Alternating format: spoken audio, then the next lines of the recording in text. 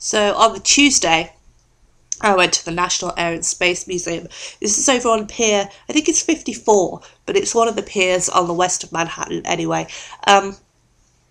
It is not immediately serviced by a subway station. There is a little bit of a walk from the nearest subway, but it's not really too far, or you could just take a taxi there if you wanted.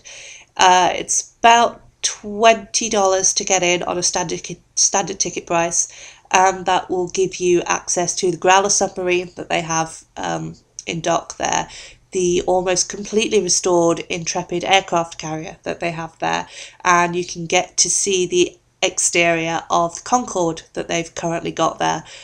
If you pay extra, you can go on a tour that takes you inside the Concorde. The Intrepid itself, really interesting exhibit. You can see the sleeping areas and the mess areas.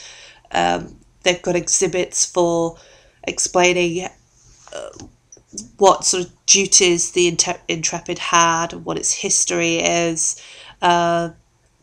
There's some sort of kind of like a science museum area where they talk about getting things up into space, because the Intrepid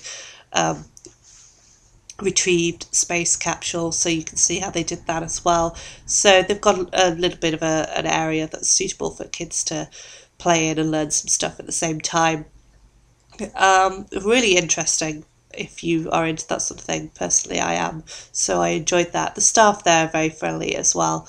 I had a bit of a chat with a security guard who realised that I was on my own, so he stopped and had a bit of a conversation with me. So that was cool. And of course I got to see the area of the Intrepid where Nicolas Cage jumps from in National Treasure. So that's another one to add to my list of location hounding. Nicolas Cage jumped from here. After my trip there, I went to see The Lion King in the evening.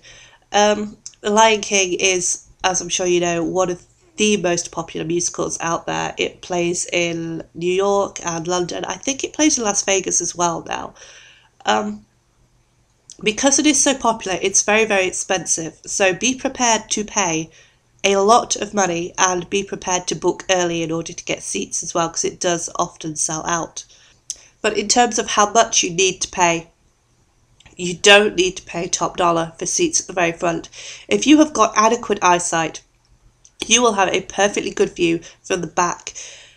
One of the things I had heard when looking into where I should be getting a seat in the theatre was that there are no bad seats in the theatre. It's the Minskoff, by the way.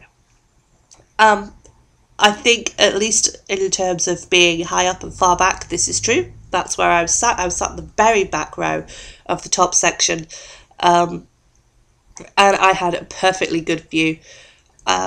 In fact, I possibly had a better view than people down in the front row, because I could take in what was happening on the whole stage, whereas if you're on the front row, you tend to see one side of the stage and miss the other, and you're constantly having to look around.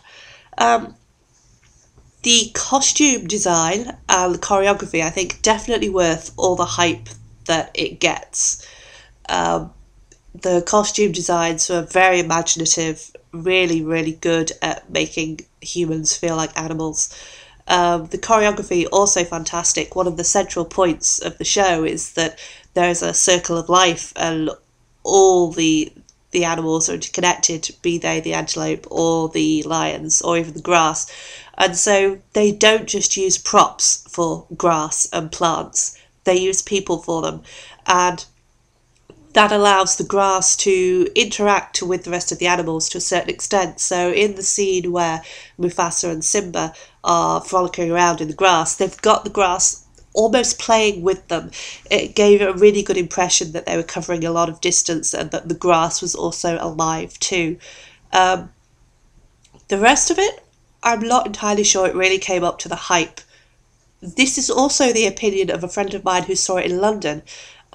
We both felt that though it was good and though we did enjoy it, it was lacking something. I'm not sure what. Maybe it's because we've both seen the original film so many times. Maybe it's because the hype has hyped it up too much.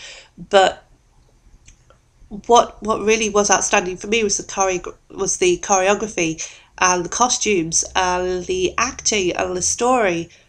The story obviously is fine because it comes from a really good film.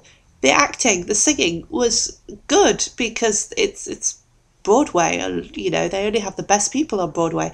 But even so, I felt it kind of lacked something. I didn't enjoy it as much as I think I should have.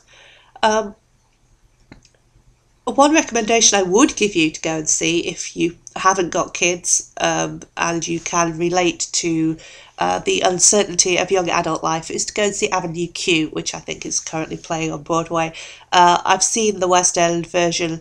It is absolutely hilarious. Definitely not suitable for children, but if you don't mind a little bit of raucous humour, and as I say, you can relate to the uncertainty of being somebody who's in their early 20s and doesn't quite know what to do with their life, definitely go and see Avenue Q. It's hilarious.